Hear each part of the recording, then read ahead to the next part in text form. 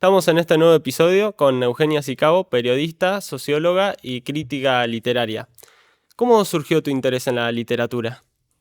Mi interés en la literatura surgió desde muy niña porque mi mamá era muy lectora y creo que surgió como imitación, surgió porque mi mamá se ponía a leer y cuando leía me hacía callar. Entonces, como yo tenía libros desde muy chiquita, abría un libro sabiendo leer o no y hacía que leía para estar con mi madre y para imitarla. Así que ese fue mi primer acercamiento. Las ferias del libro me llevaba, me hacía elegir libros, me hacía conocer autores. Ella fue mi gran mediadora con el mundo del libro. Fui muy lectora de chica, sobre todo la colección de Elige tu propia aventura, me encantaba. Era el hipervínculo antes de internet. Y después tuve un bache lector importante en la adolescencia, durante el secundario, porque me interesó salir a bailar con mis amigas, levantarme chicos. No era muy popular el tema de leer, así que más bien ocultaba esa parte. Y además leía muy poco durante ese tiempo, por fuera de lo que me exigían en el colegio. Y después volví a leer de una manera muy voraz a mis 17, 18 años, hasta encontrarme en una situación tan absurda como la siguiente, que fue encontrarme en Tequila, un boliche que sigue existiendo, a las 3 de la mañana, buscando una dicroica, vestida de chica bolichera, abriendo un libro de Kafka, El proceso de Kafka. Entonces, cuando me vi en esa escena ridícula, dije, Euge, vos tenés que elegir, o sea, es tu momento, animate a, si la literatura te da este placer, quedarte un fin de semana leyendo. Y eso hice. Y desde entonces no paré, tampoco paré de ir a bailar, quiero aclarar, pero encontré ahí algo que después ya nunca más solté. Y después se complementó con las lecturas universitarias. Empecé a estudiar periodismo y sociología, entonces ahí empezó como la lectura más de ensayos y de pensamiento, pero siempre convivió con la lectura de ficción. Sí, también, bueno, eso mismo, que necesitas para salir de tu casa un libro. Siempre que vas a algún lado es como parte del día a día y siempre tenés que leer aunque sea algo, es como parte de tu ser. Sí, yo todos los días leo algo, si no me falta literatura en sangre.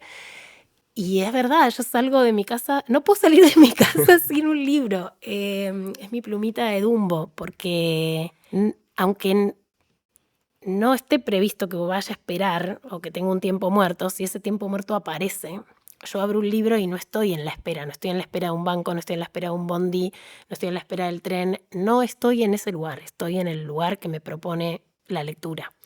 Y eso es un superpoder. Y yo no quiero no tener ese superpoder. Y si no tengo un libro conmigo, pierdo ese poder. Entonces, aunque sea un compacto, un librito de bolsillo, algo que no pese, muchas cosas las termino leyendo justamente por su brevedad y por su poco peso, porque me la llevé en un momento en donde no estaba prevista la lectura, pero aparecieron esos momentos y digo, ay, yo tengo un lugar tranquilo a donde yo siempre voy a tener este lugar a donde descansar. Y en general, no sé si termino leyéndolo, pero salir con él sí me da tranquilidad. Sí, es indispensable, Es no se puede decir. indispensable, sí, Es sí. como las llaves y el libro. La llave es el libro, el celu, la Sí. llave es el libro, sí.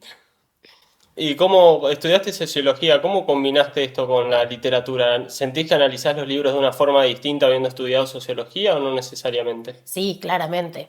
De hecho, yo estudié en paralelo periodismo y sociología. Estudié periodismo en la UCA, me recibí primero de periodista, mientras hacía la carrera de sociología en la Universidad de Buenos Aires.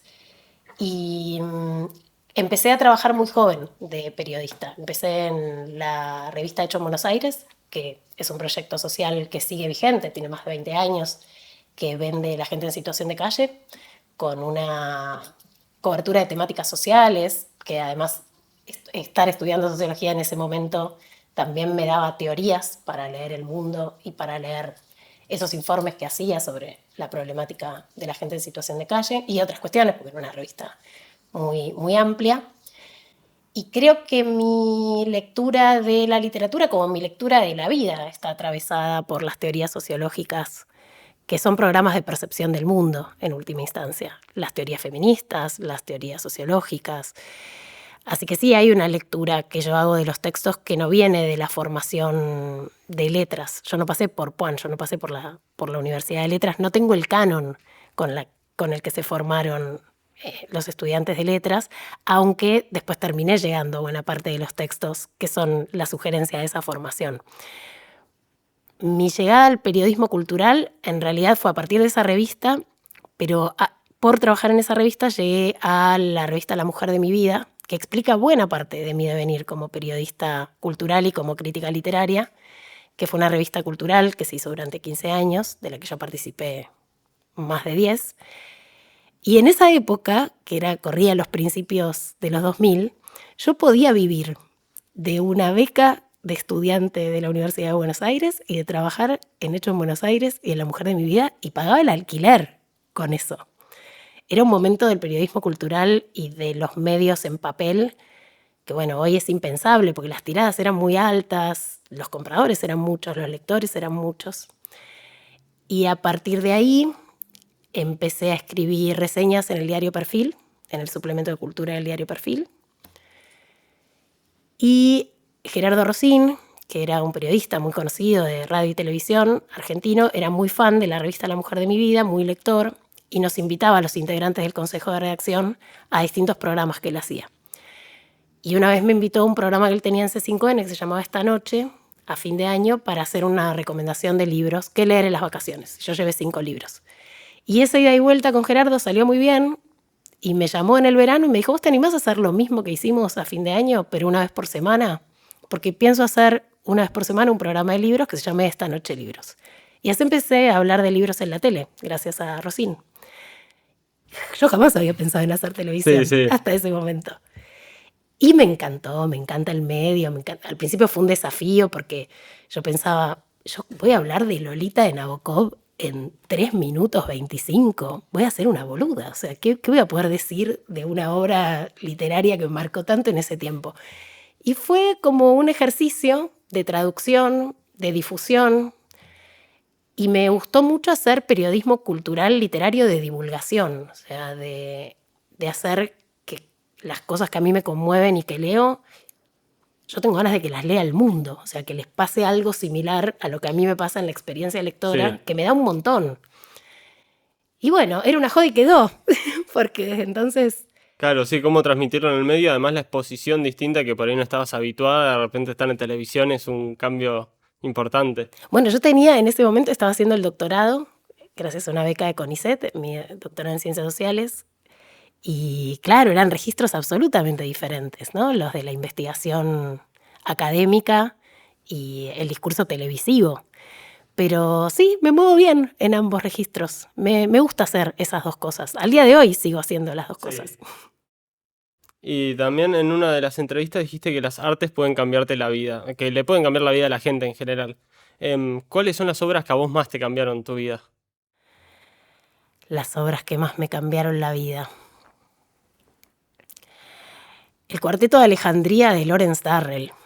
Yo llegué a esa obra a mis 19 años. Es una tetralogía en donde la misma historia está contada desde 3 puntos de vista y después hay un cuarto que recupera de una manera, si se quiere, más objetiva, con muchas comillas, eso que vos leíste antes narrado por otros. Y me dio la pauta del el valor del punto de vista. O sea, porque nadie miente, pero todos cuentan cosas diferentes. Claro, entonces cada uno tiene su propia interpretación de lo sucedido. Exacto, y narran hechos diferentes, aunque narren lo mismo. Es lo mismo que pasa a veces en las reuniones familiares, que se habla de los abuelos y parece que estén hablando de personas diferentes según quien hable, porque tienen versiones diferentes, según desde dónde vivieron esas historias. Bueno, eso trasladado a la literatura fue como un aleph así muy revelador de lo que podían hacer las palabras. Antes de eso, Edgar Allan Poe, un cuento que se llama El barril de amontillado, que, spoiler alert, porque bueno, Poe, se puede contar cómo termina un cuento de Poe, son 2 amigos que tienen una rencilla, uno se venga del otro emparedándolo. lo lleva a hacerle probar un vino a una suerte de despensa subterránea. Lo leí hace mucho tiempo, no sé si lo estoy contando bien, pero sí lo que a mí me marcó de eso fue la sensación física de ahogo y de encierro que me provocaron las palabras. Y eso, o sea, poder generar imágenes y sensaciones corporales a partir de algo leído que uno genera en su propio cerebro. Es mágico, hay una magia ahí.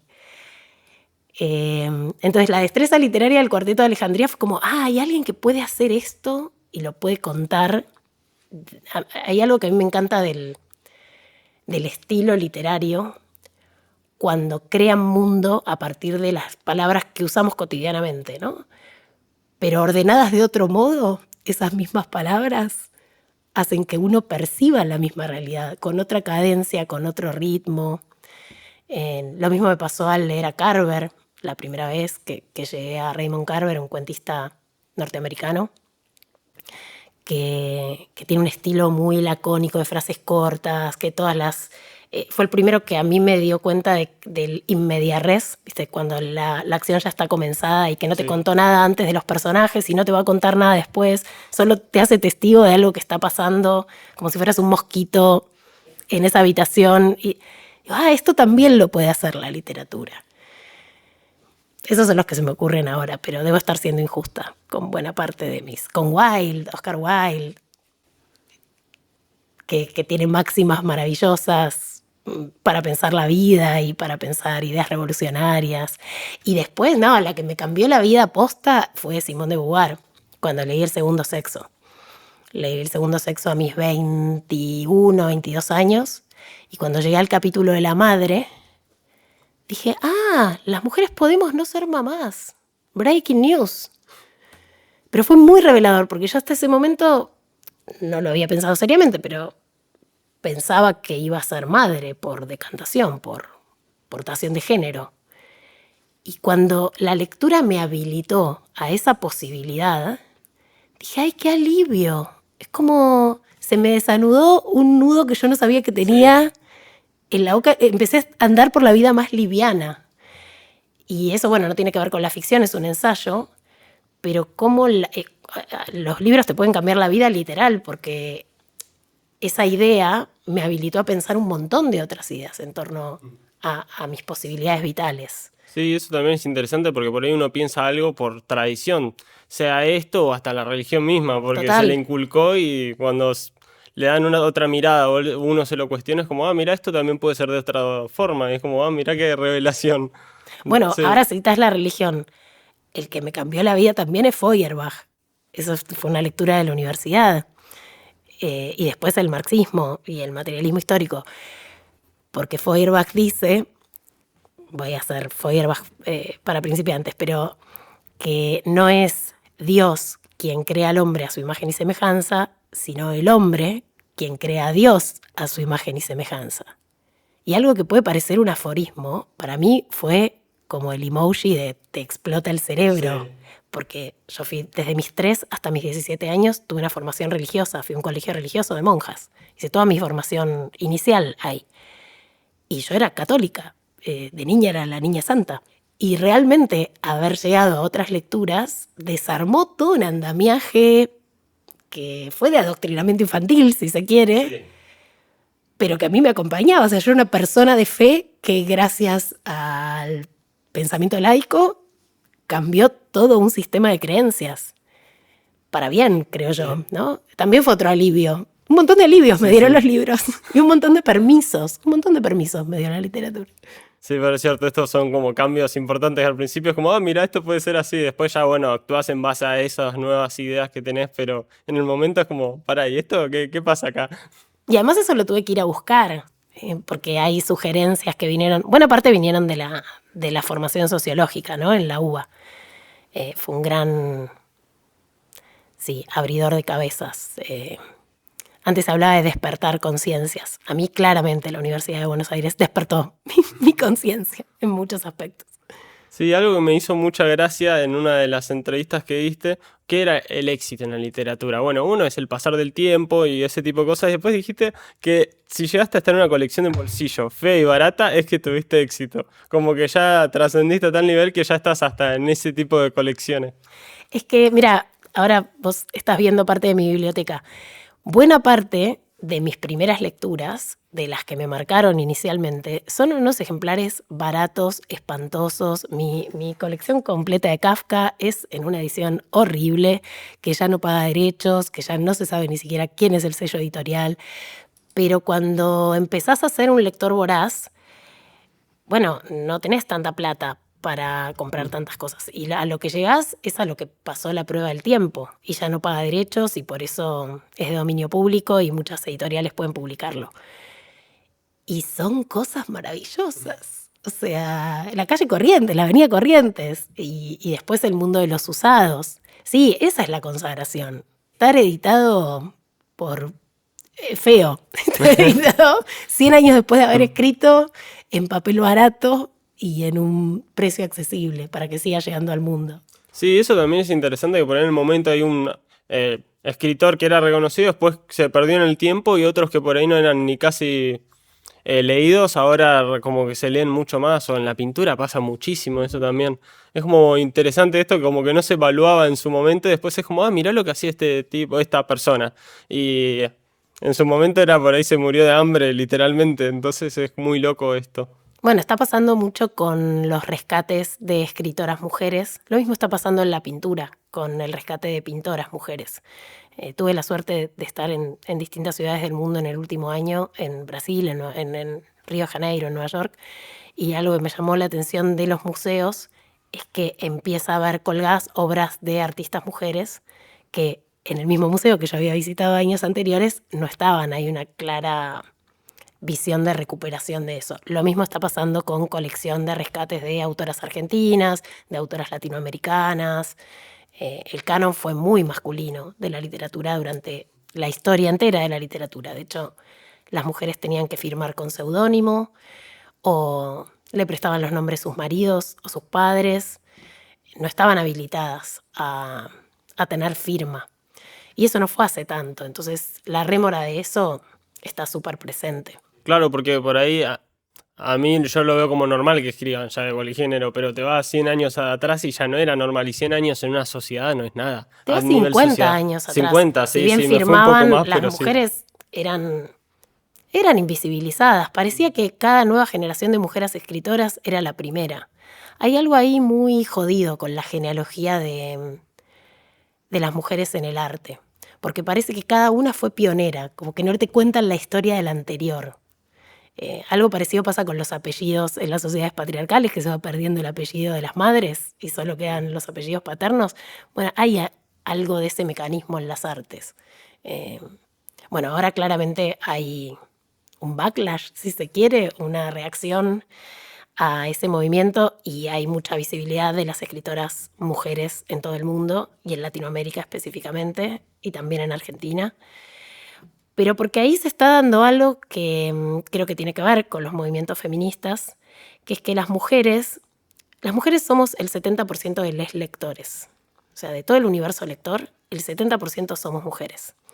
Y las mujeres, algunas mujeres, nos dimos cuenta de que fuimos formadas casi exclusivamente por escritores varones. De hecho, vos me preguntaste antes, y fuera de Simone de Beauvoir, te cité a puros tipos. Y yo estaba haciendo el esfuerzo por buscar mujeres, pero no me formaron mujeres y sería falsear la realidad. Yo empecé a leer mujeres como un acto político cuando me di cuenta de que había ese vacío, pero después ese acto político me hizo llegar a textos tan brillantes y a experiencias que me son tanto más cercanas que ahora no quiero dejar de habitar ese universo. Por una cuestión primero compensatoria, pero después por lo que me está dando a nivel de calidad literaria. Haber cambiado ese switch. No es que no leo más autores varones, sí, ¿no? Sí, entiendo. Pero hubo algo que sí, que cambió y que creo que es a nivel mundial. O sea, nosotras leíamos las historias que nos contaban ellos leían las historias que contaban ellos y las que contaban ellas y las leían unos pocos. Bueno, ahora eso se está modificando, afortunadamente. Y después también hablaste en la Feria del Libro del tema de distribución de libros, pero por ejemplo en países limítrofes. Sale un libro en Brasil, Perú, Uruguay, Chile, y va primero a España, se publica en España y después recién llega a Argentina. Es como que esto es medio que no tiene demasiado sentido. No tiene ningún sentido esa Sí, sí, lo circulación. atenué, pero sí, no tiene sentido en No tiene absoluto. ningún sentido, sí, porque todavía España sigue siendo el centro decisor de la literatura en castellano. Hay nuevas iniciativas de editoriales independientes que están haciendo una circulación alternativa en donde el mismo título quizás sale publicado en distintos países de habla hispana por distintos sellos editoriales. Pero lo que pasa más habitualmente es que se tengan que consagrar los autores latinoamericanos en España y una vez que se consagran en España son distribuidos al resto de los países de Latinoamérica y que no haya una conversación horizontal entre países. Y ni hablar de los textos de autores argentinos que son publicados directamente en España y que llega el libro impreso en Barcelona, que eso también sigue pasando. Y con Brasil ya es algo escandaloso.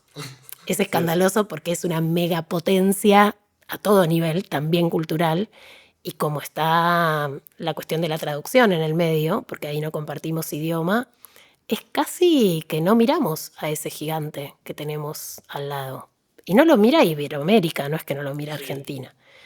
A ellos no les importa, en un mercado interno que se puede autoabastecer en todos los sentidos y culturalmente también y literariamente también.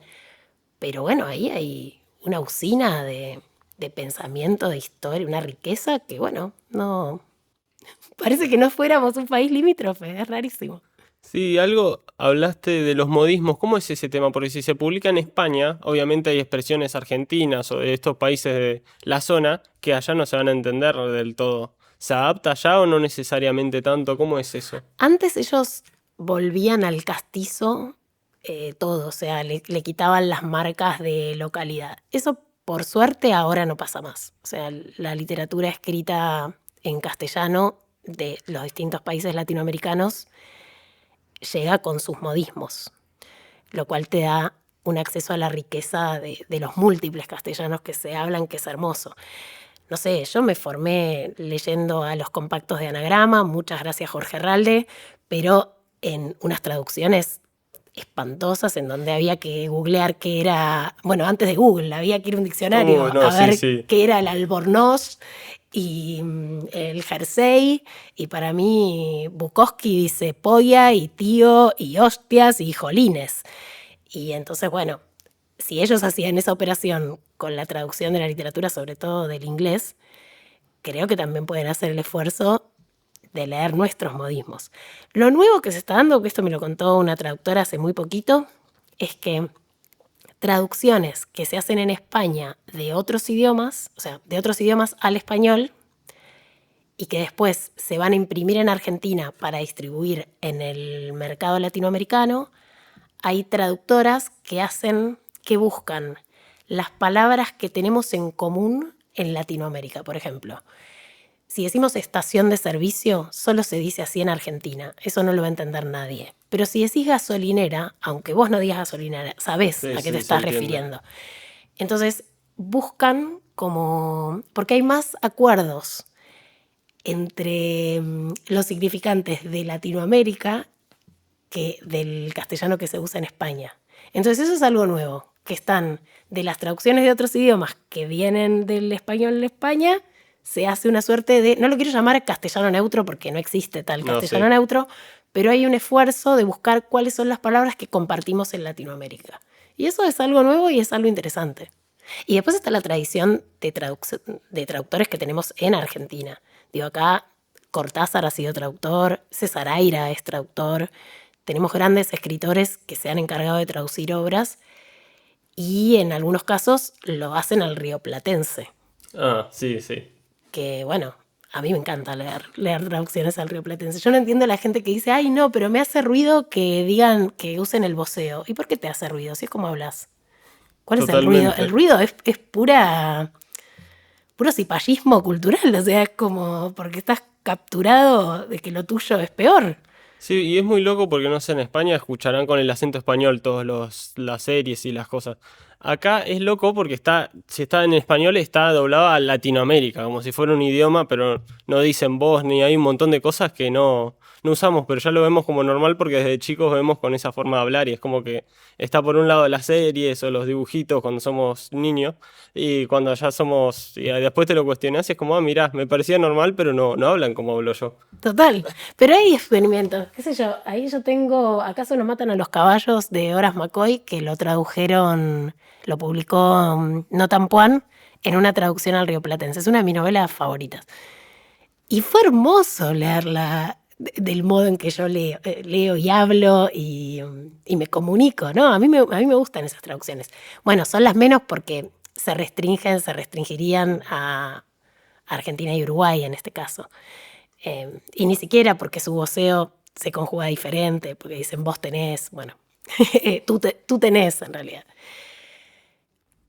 Sí, está bueno, también pasa, yo estuve viviendo en España y recién me di cuenta que dije niños en vez de chicos, es como que esas cosas se te van, pero sí, sí, está bueno que tenga, como sale en el lugar, que haya distintas versiones. ¿Y qué opinas todo del tema ebooks, audiolibros, toda esa movida? Ebook, yo tengo un lector electrónico desde hace 15 años, tengo el mismo. Y lo uso bastante cuando viajo, porque es la posibilidad de llevarte literal más de 1000 libros en un dispositivo, que pesa menos que un libro. Y te permite subrayar. A mí lo que me pasa con el ebook es que no tiene la misma pregnancia lo que leo ahí. No me lo acuerdo igual. Y creo que hay algo de que los sentidos operan por redundancia. O sea, cuando uno agarra un libro en papel, vos ves la tapa, ves el nombre del autor, subrayás con un lápiz. Y eso hace que cada vez que lo agarrás y lo ves y demás, bueno, va imprimiendo diferente. En el Kindle todos son el mismo libro en algún punto, porque la tapa la ves una vez cuando lo empezás a leer, pero después una vez que lo abrís estás en el porcentaje que lo lees. Así que en general, cuando leo libros en electrónico y me gustaron mucho, me los termino comprando en papel, porque si no, además no recuerdo que los leí. Eso es algo raro que me pasa en ese formato. Pero bueno, es muy práctico. Y además podés leer en la oscuridad más plena y con el Sí, en sol cualquier más lado, sí. absoluto. O sea, es eso, tiene una practicidad que yo celebro. Y lo uso hace muchísimos años. Con los audiolibros me pasó algo raro, bueno, o novedoso. Yo saqué un librito hace poco de crónicas sobre Boca Juniors y lo publiqué en Bookmate, que es una editorial digital. O sea, Sí. mi libro salió en digital y en audiolibro. Y el audiolibro lo grabé yo. Y fue mi primera experiencia de hacer eso, porque además no es leer algo de manera declamativa, sino que un poco tenés que interpretarlo. Tuve una suerte de dirección incluso a la hora de grabarlo y me divirtió muchísimo hacerlo, pero yo no soy una gran escucha de audiolibros, porque me pasa algo parecido con el digital. No imprime igual. E incluso hice el esfuerzo, mirá, y lo llamo esfuerzo porque dije, hay un montón de tiempo muerto que yo no puedo leer o que estoy haciendo otra cosa, que en vez de escuchar un programa de radio o escuchar un podcast o escuchar música, podría leer escuchando. E hice el experimento de escuchar Las Malas de Camila Sosa Villada, leído por Elizabeth Bernassi. Buenísimo, Elizabeth Bernassi es una profesional de la palabra, una grosa total, es perfecta para esa novela. Y llegué a la mitad de la novela y dije, ¿qué me está contando? Como mi atención en algún momento se va de ese. No puedo ir hacia atrás, no puedo subrayar. Así que agarré el libro en papel de Camila y empecé a leerlo desde cero como si no lo hubiera escuchado. En cosas cortas me funcionan. Por ejemplo, los cuentos que tiene subido Cecilia Bona en Por qué leer, que son cuentos. He escuchado bastantes y ese tiempo de atención imprime bastante parecido a la lectura. Pero después hay algo que yo estoy acostumbrada a mi voz interior. E incluso cuando me escuché a mí misma, no es mi voz interior la que está en Este Boca es mío en formato audiolibro. Es mi voz, que es otra cosa. La imagen acústica Sí, es Se distinto. forma diferente, hay un proceso cerebral que es diferente. Y la verdad es que sigo disfrutando mucho más del proceso cerebral de la lectura en papel. Sí. Pero bueno, está creciendo mucho el mercado de audiolibros. Dentro del mercado de libros digitales, que es muy chiquitito, no llega a ser el 15%, pero casi el 10% es de audiolibros y no de ebooks. Así que hay ahí un crecimiento. Sí, también yo por lo menos en lo personal noté, hay libros que por ahí sí se pueden adecuar más a audiolibro, o no sé si va a ser un libro de filosofía imposible porque tenés que ir a nataciones, ir cuestionándote las cosas. En cambio el otro es como que avanza, tenés que retroceder el audio y ya te perdés. Encima que tenés que procesar ideas, entonces también es interesante, o sea, cuánto tenés que analizar la obra o, bueno, si querés hacer marcas o anotar cosas, no, el audiolibro si está caminando se te pierde todo un poco.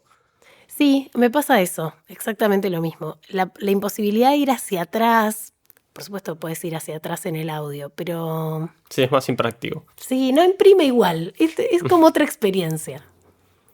¿Me podés contar un poco de tu experiencia en Biblómanos, Libroteca? ¿Cómo fueron estar en estos programas? Cuando terminó Esta Noche Libros, que fueron 2 temporadas que hicimos con Gerardo Rosina en C5N, bueno, a mí me quedó como el bichito de la tele, me encantó hacer eso. Y entonces pensé un formato y se lo presenté al director del canal de la ciudad. Era una hojita de Word, Libroteca, con las secciones, tal cual después salió al aire. Realmente fue una señal muy generosa conmigo, porque confió, o sea, yo había hecho tele, pero como columnista, y confió en mí como conductora de un programa de 1 hora todos los días, todas las semanas. Y fueron 5 temporadas que hice en el canal de la ciudad. Y ese proyecto, que además tenía muchas secciones, porque tenía una sección que iba a casa de personalidades, directores de cine, actores, actrices, no necesariamente vinculadas al mundo de la literatura, pero visitaba sus bibliotecas y espiaba las bibliotecas de la gente. Después hubo una sección que se llamaba Chicos que leen, que eso surgió de haber hablado con el hijo de un amigo, que estábamos en la presentación de un libro, en un niño de 8 o 9 años, y se me acercó y me dijo, estoy leyendo a Sherlock Holmes. Ah, mira qué bien. ¿Y por qué estás leyendo a Sherlock Holmes? ¿Qué te gusta? Mira, lo que más me gusta es que a veces imagino lo que va a pasar y pasa, y a veces no. Y yo dije, este pibe acaba de resumir por qué leemos género policial, o sea, por qué leemos historias de suspenso. Hay que darle la voz a estos niños. Y esa era mi sección favorita. Yo de ahí, la verdad, la pasé tan bien, porque la frescura de los chicos, entrevistaba a niños y niñas entre 7 y 12 años. Justo antes de que apareciera más el discurso de los lectores. Y después hacía entrevistas a escritores. Me di muchos gustos. Qué sé yo, entrevisté a Paul Auster, a Michel Houellebecq, a Siri Husbeth, a Alessandro Barico, a Richard Ford, no sé, como gente que yo no hubiera soñado en la vida conocer y pude conversar con ellos de sus obras. Bueno, Y ahí cómo es la experiencia, cómo te preparás para hacerle entrevistas a estas personas tan relevantes del ámbito literario. leyendo mucho todo lo que hayan publicado. Buena parte de esas entrevistas yo era lectora previamente de esos autores y autoras. Y bueno, con mucha admiración y al mismo tiempo con genuino interés. Con genuino interés en generar algo nuevo, en que digan algo nuevo. Eso a mí me entusiasma de la parte de entrevistar. O sea, todos los escritores y escritoras, yo tengo muchos amigos y amigas que se dedican a la escritura, es inevitable que vayan al cassette, o sea, que pongan el cassette. Le pasa a toda figura pública, no solo a los jugadores de fútbol, que los cargamos por eso, pero a todos nos pasa un poco. Porque es ir a lo seguro. Lo más interesante es cuando se puede pensar en vivo. Cuando haces que el otro piense en vivo. Y pensás vos en vivo. Sí, totalmente, sí.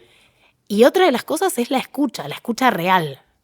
No estar pensando en la siguiente pregunta, sino en escuchar qué te está diciendo, a ver si ahí hay algo más para seguir conversando. Casi que se parezca a una conversación que puede surgir en un bar, sin una cámara. Sí. es difícil balancear ambas cosas porque en general tenés un tiempo acotado, la técnica está 1 hora, la gente se tiene que ir, no podés... Sí, además creo que es una combinación de las dos cosas, estar realmente escuchando y saber realmente el bagaje de la otra persona y haber pensado cómo podés encarar de forma distinta para que diga algo nuevo. Sí, Sí, sí. Y sacarlos de la zona de confort, para que piensen en vivo, para que piensen algo nuevo, sobre su propia obra o sobre aspectos de las obras de otros, o en caso de gente que tiene un discurso más intelectual y habla de cuestiones de su tiempo y piensa su propia sociedad, de cosas que tengan que ver con lo social o lo político. Em, y bueno, y además entrevisté a, creo que todos los escritores argentinos y argentinas, todos. Creo que no ha quedado nadie por fuera de ese entrevistado. Incluso habrá gente que falleció, no sé, yo entrevisté a Héctor Tizón, a Andrés Rivera, a Abelardo Castillo.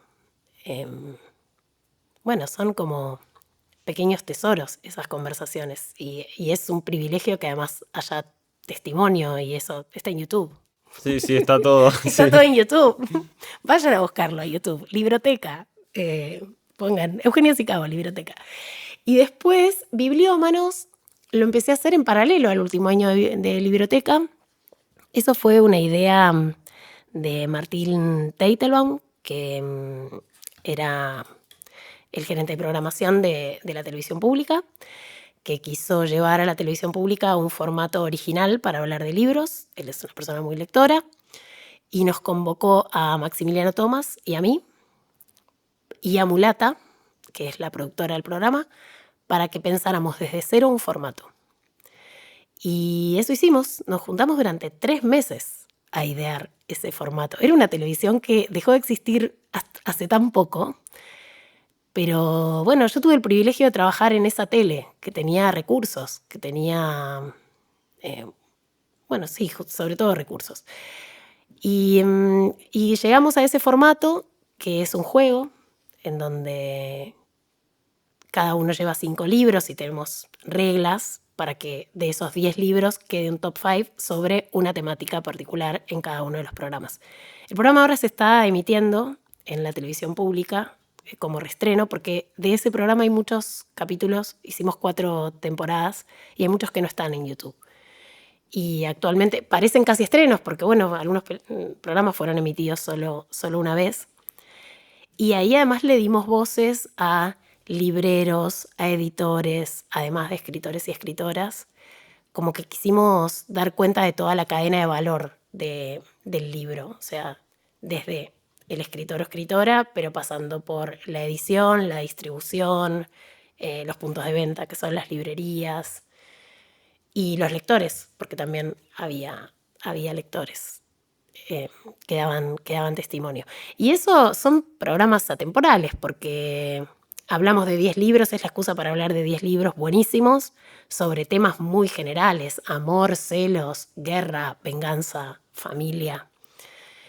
Y además, como con Maxi somos lectores muy diferentes, él lee más clásicos, yo leo más contemporáneos, él es de River, yo soy de Boca. Tenemos muchos puntos de desacuerdo en los modos de mirar el mundo y eso es muy funcional, un programa de tele en donde la chicana está al servicio de comunicar de una manera más lúdica el amor por la literatura en última instancia.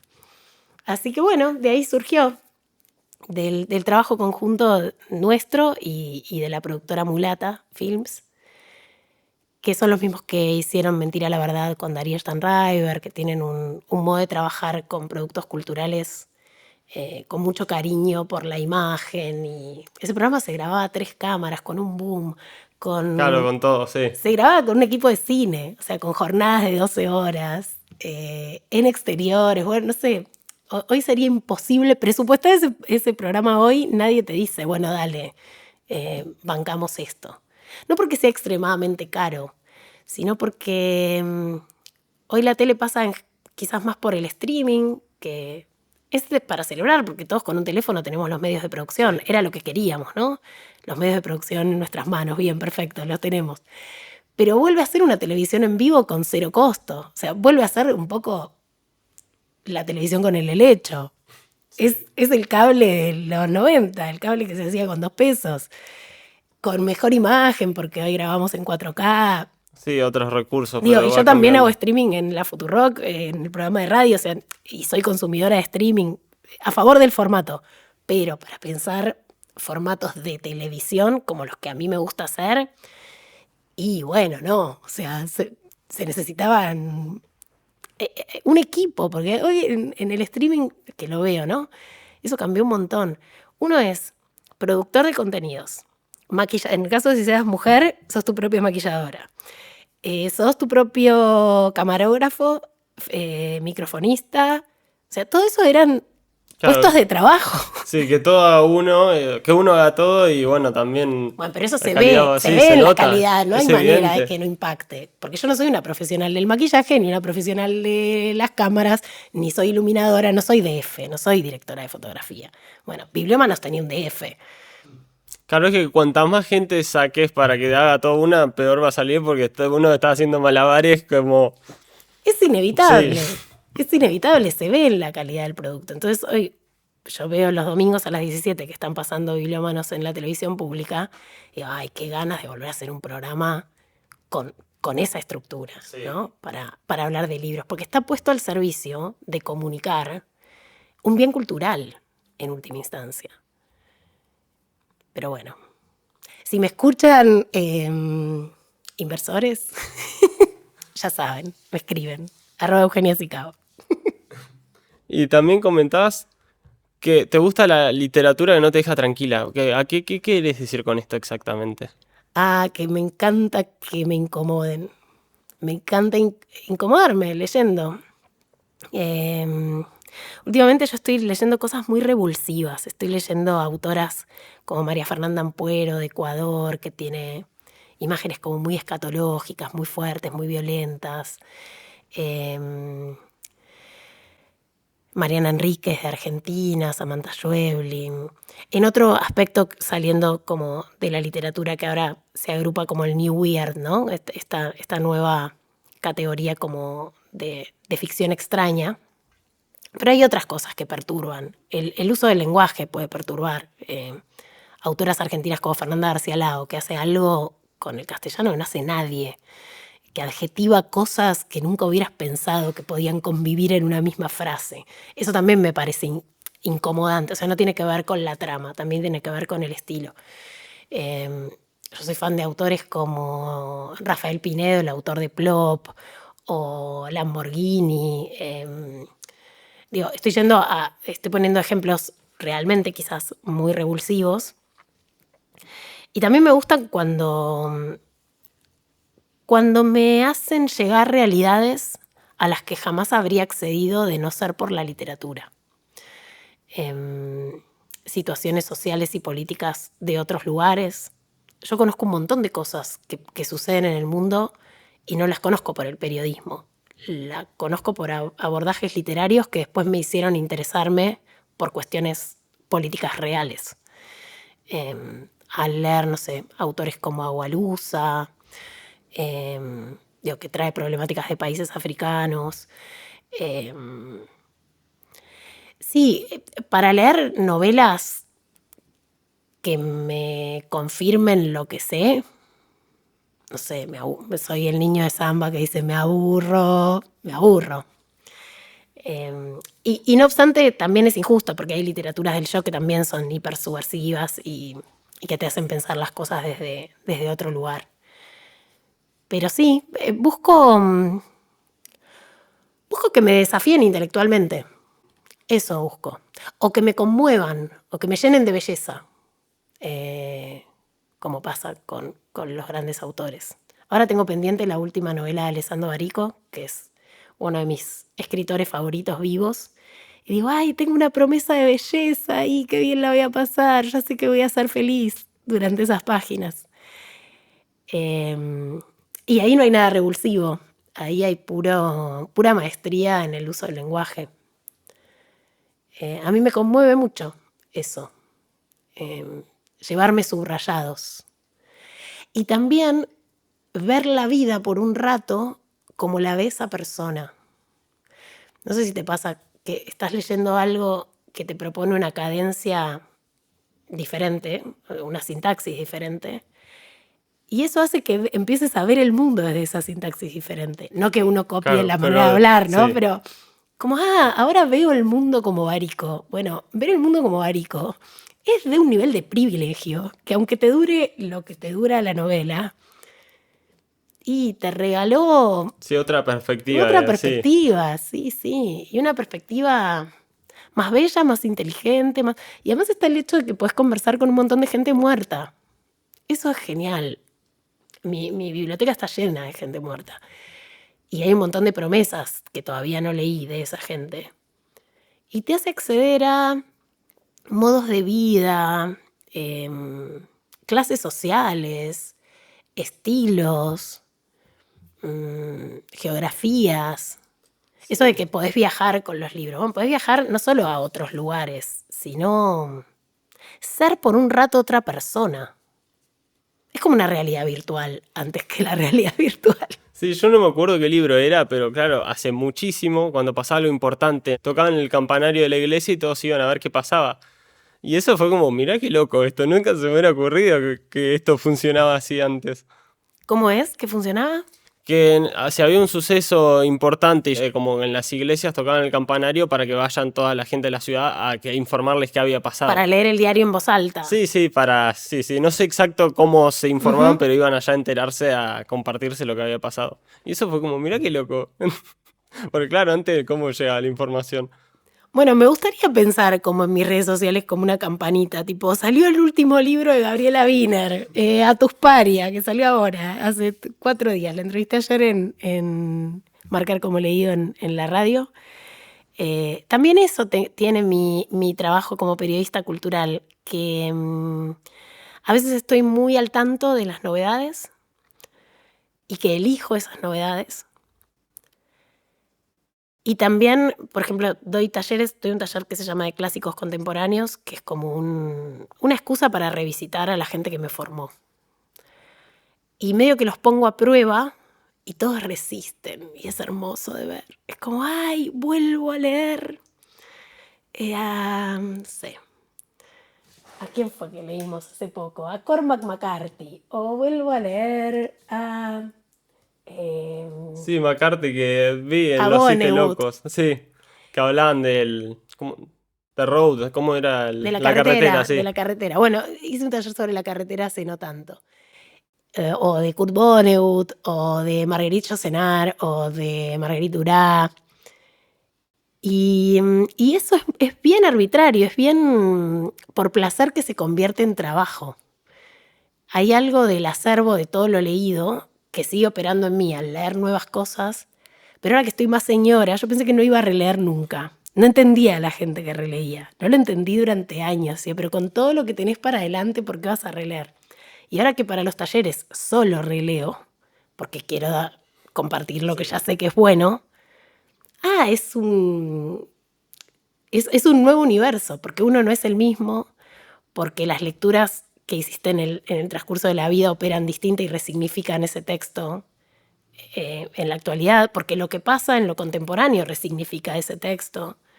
Hay muchísimas cosas interesantísimas de volver hacia atrás. Cada uno no es el mismo cuando estaba leyendo y por ahí el autor estaba en una etapa más avanzada de tu vida que cuando lo leíste siendo adolescente, por ejemplo. Entonces por ahí ahora se resignifican un montón de cosas. Exacto. Yo volví a leer hace poco El guardián entre el centeno, de Salinger, que es una novela iniciática que se suele leer en la adolescencia. Y claro, yo también la leí siendo muy joven. Y hoy los problemas de Holden Caulfield, bueno, claramente dejaron de ser los míos. O sea, ya mis subrayados me dan ternura porque la novela sigue siendo buenísima, pero a mí me interpelan hoy otras cosas. Y al mismo tiempo, haber leído eso en su momento, de algún modo tiene que operar en mí como la nueva lectora que soy. O sea, todas las lecturas sedimentan. Hay un sedimento a partir del cual uno se sigue construyendo como lector. Y en mi caso, además, el acceso a la literatura es tan privilegiado. O sea, a mí me llegan las novedades por las editoriales, puedo pedir libros. Sí.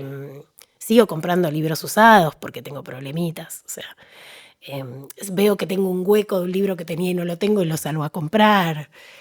sigue ocupando un lugar muy importante de mi vida, más allá del laburo. Y a veces me vengo, que esta parte de la venganza es muy graciosa, o a mí menos me río yo conmigo misma, que es como, ay, voy a leer algo que no le pueda contar a nadie. Tipo algo que no se consiga en Argentina, que sea como una esnoveada que sí. Entonces la tengo que leer solo para mí y me va a quedar a mí y no lo voy a subir a ninguna red y lo voy a leer yo. Y de esas hago un montón. Tipo, es un ña, leo para mí sola, no le cuento a nadie. ¿Por qué lo hace, señora?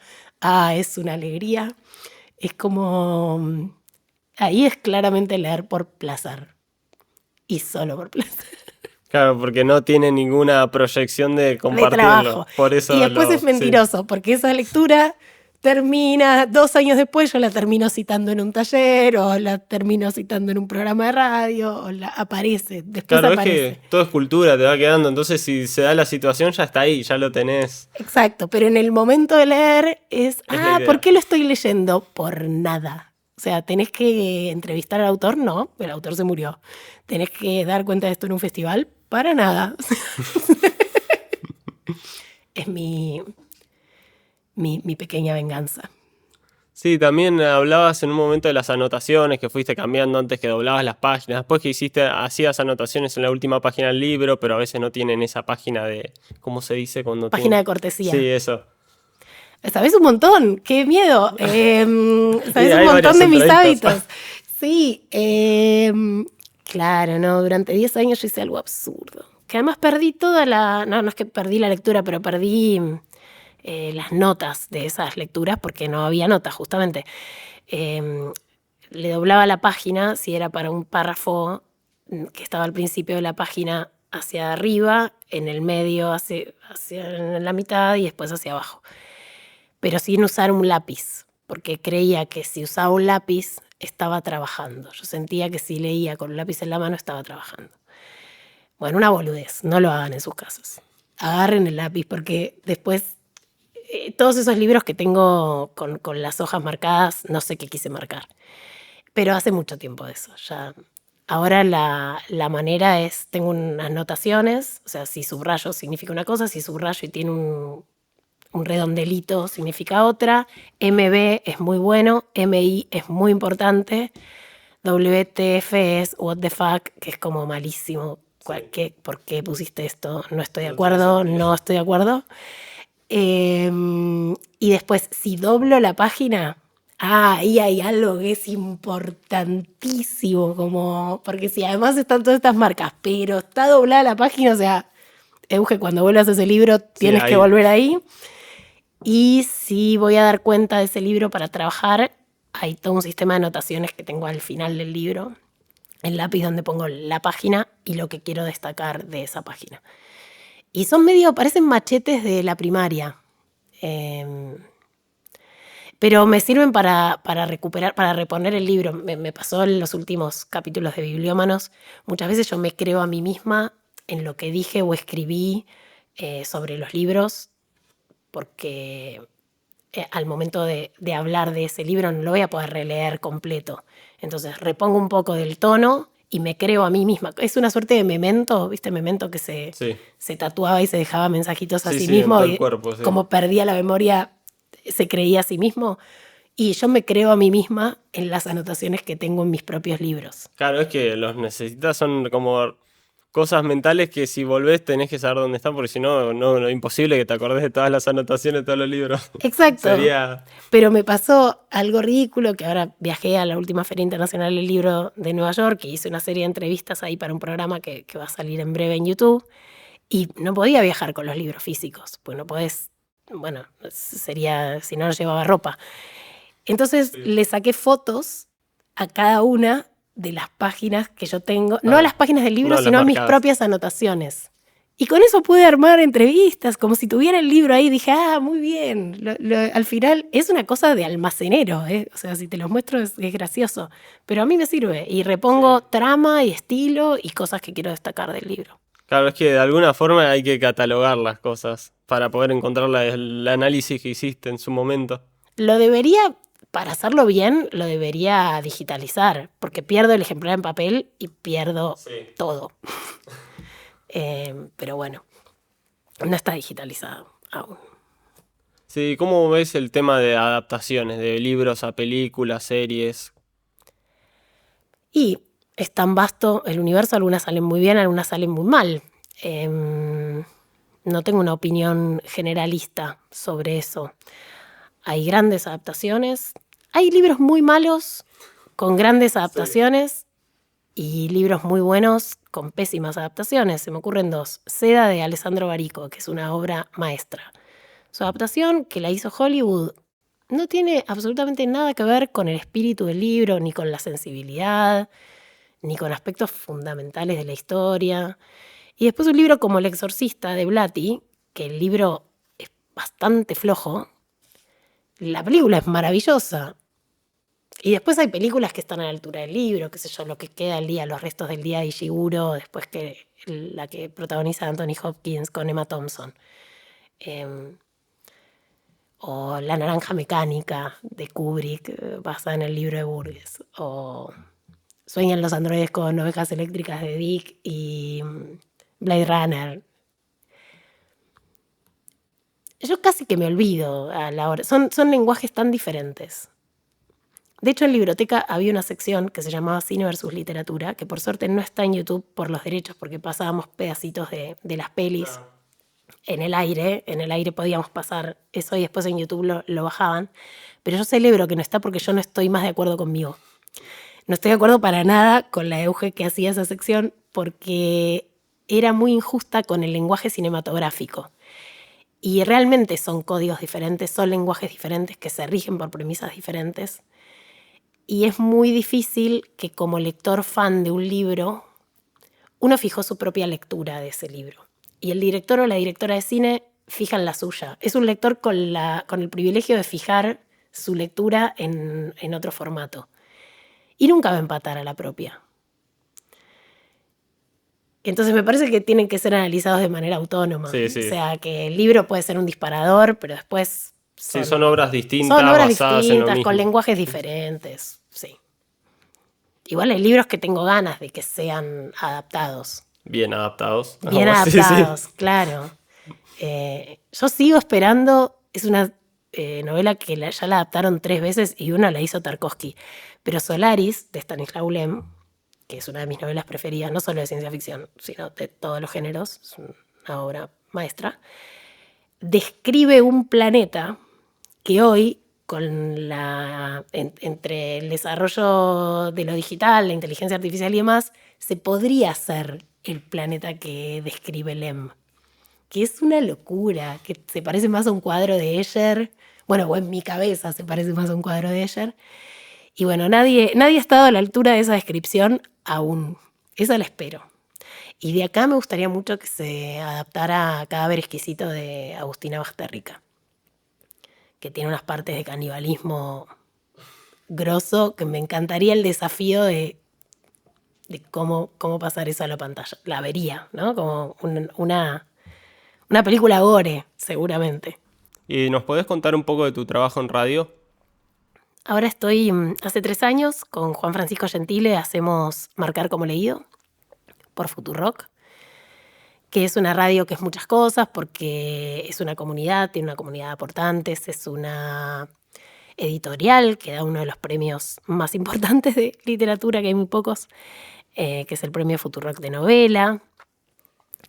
Tiene una librería también, o sea, es muchas cosas. Y en el programa hago un poco lo que venía haciendo, o sea, hago entrevistas a escritores, a escritoras, damos cuenta de además problemáticas del mundo del libro, que eso a mí me súper interesa, que son cosas que quizás yo trato más en la universidad. Yo doy clase en la U en Sociología de la Cultura y en UNTREF en Gestión del Arte y la Cultura. Y sobre todo en UNTREF, que es para formar gestores y gestoras, hay una materia que tiene que ver con industria del libro, y hablamos de temas como, bueno, la cadena de valor del libro, los diferentes actores, pero también problemáticas específicas. Por ejemplo, el precio del papel, el monopolio en la industria del papel, que son dos, es un oligopolio en Argentina, ¿no? Son 2 empresas que fijan precios, y ese tipo de cosas que uno pensaría que a los oyentes de radio no necesariamente les importa. Son los programas más escuchados, es buenísimo. O sea, tipógrafos. ¿Cómo es el mundo de las tipografías? ¿Quién inventa la familia de letras? ¿Qué desafíos plantea una letra a la otra? Y entonces viene Julieta Ulanowski, gran tipógrafa argentina, autora de la familia Montserrat, que es la que está en los nuevos billetes de pesos argentinos.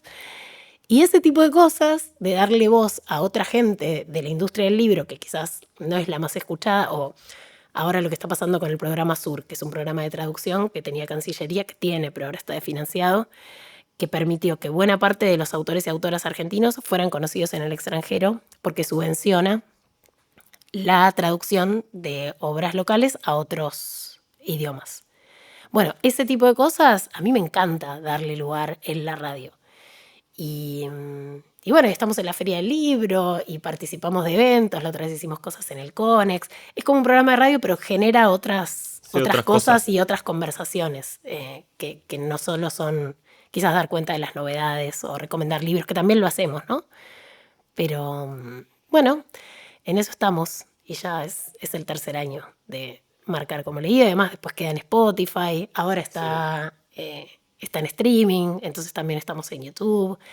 Bueno, son esos medios que se diversifican en sus formas, pero en última instancia es hacer difusión de la literatura y hacer que cada vez más gente, que así como, no sé, hablas de series o hablas de pelis, Sí, de libros, desacralizar de ese hacer, consumo, sí, uno... O sea, yo no es que solo leo, yo leo y después prendo Netflix y después, o sea, es un consumo cultural más, en mi caso más privilegiado, porque la paso muy bien ahí, pero de tratar de eso, de decirle a la gente que abandone libros que no le guste, de faltarle el respeto al libro, en el mejor de los sentidos, así como le faltamos el respeto a esas cosas que nos gustan, y de democratizar ese Igual acceso. como faltarle el respeto, ¿a qué te referís exactamente? Faltarle respeto al objeto libro, maltratarlo, a llevarlo en cualquier lado, que si se te mancha, se te arruga, no importa, que si querés marcar algo y no tenés un lápiz y lo marcas en virome tampoco, que si no te gusta una novela o un libro de cuentos, decirle te mando un besote enorme, hasta acá llegué, como dejas una serie que no te engancha, como dejas una peli que no te gusta. O sea, de no tratar al libro con ese aura de alta cultura que me parece que le hace mal, porque hace que un montón de gente quizás no se anime a llegar a algo que... Libros hay para todos y para todas. Sí. Está la historia del mundo, las fantasías del mundo. Entonces, en ese sentido, faltarle al respeto.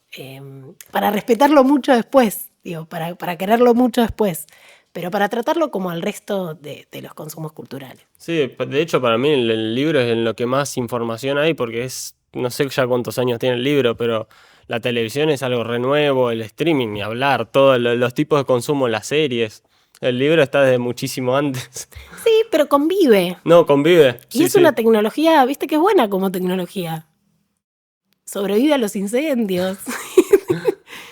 Es buena, sigue funcionando. Sí, pero a lo que voy es que tiene este registro temporal de cosas del pasado que en otros medios, bueno, se pueden hacer adaptaciones y cosas, pero esto por ahí lo escribió alguien hace 600 años y eso está muy interesante, eso del libro, puntualmente. Sí, acceder a la memoria de la humanidad. Suena grandilocuente, pero es así. Sí.